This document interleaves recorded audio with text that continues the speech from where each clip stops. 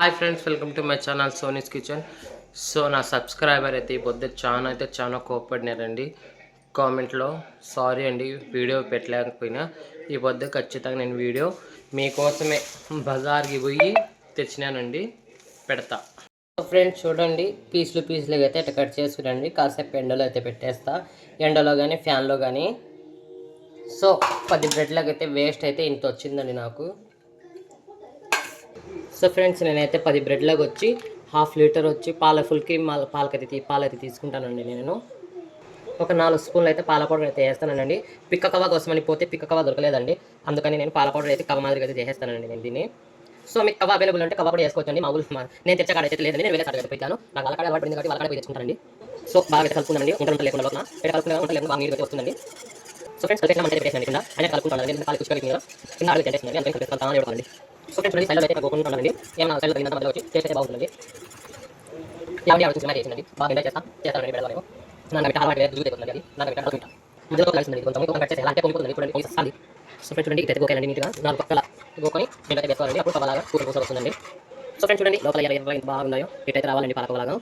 So friends చూడండి, ఇటైతే రావాలండి. So ready చేసేసానండి పాలకోవ పతలాగా. సో ఫ్రెండ్స్ నూనె అయితే పెట్టేసిన. బ్రెడ్ అయితే ఒక ½ అవర్ అయితే నేను దాని కింద అయితే పెట్టానండి. కొంచెం గట్టిగానే అయింది బ్రెడ్. ఎండ ఉంటే ఎండలో పెట్టుకోవచ్చండి, 1 గంట కానీ. సో ఫ్రెండ్స్, నూనె అయితే కాలింది, బ్రెడ్ వేసుకునేద్దామండి. నేనైతే నెయ్యి ఎక్కువ యూజ్ చేయను కాబట్టి నూనె అయితే యూజ్ చేస్తానండి, ఏమనుకోకండి. మీరు నెయ్యి యూజ్ చేసేవాళ్ళైతే కొంచెం వేసి నెయ్యితోనే కాంచుకోవచ్చు, అదే అండి ఎంచుకోవచ్చు బాగా. సో ఫ్రెండ్స్, బ్రెడ్ అయితే బాగా ఏం చేశానండి. చూడండి, రకరకాల ఉండాలి బ్రెడ్.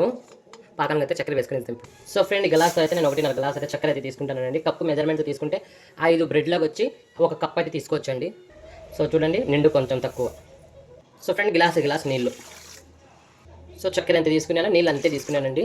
పొయ్యి అయితే వెలిగించేసిన. ఇప్పుడు పాకానికి అయితే పెట్టుకునేస్తానండి. పాకం అయితే చేసుకున్నాము. సో 4 యాలకుల బుడ్డలు అయితే వేస్తానండి. సో ఫ్రెండ్స్ చూడండి, పాకం అయితే ఏం అవసరం లేదండి, జిగురు రావాలి చేతికంతే. జిగురు వస్తే బ్రెడ్లు అయితే వేసుకోవచ్చండి, ఇంకొంచెం రావాలా. సో ఫ్రెండ్స్, జిగురు అయితే వచ్చిందండి. బ్రెడ్ అయితే వేసుకునేస్తాను. నేను బ్రెడ్ వచ్చి స్వీట్లెస్ అయితే తీసుకున్నానండి, స్వీట్ది తీసుకోలే. సో ఫ్రెండ్స్, బ్రెడ్ అయితే కొంచెం మెత్తబడిందండి. ఇదైతే వేస్తాను కొవ్వ రబడి. సో పూర్తిగా అయితే వేసేసినానండి. నేను ఫుడ్ కలర్ అయితే టోటల్గా ఆప్షనల్ చేసేసినాను, నాకు అవసరం లేదు ఫుడ్ కలరు. నేను ఏమైనా కానీ నార్మల్గానే తీసుకుంటా, నార్మల్గానే తింటానండి. కలర్ అయితే ఎక్కువ యూజ్ చేయండి దేంట్లో కూడా.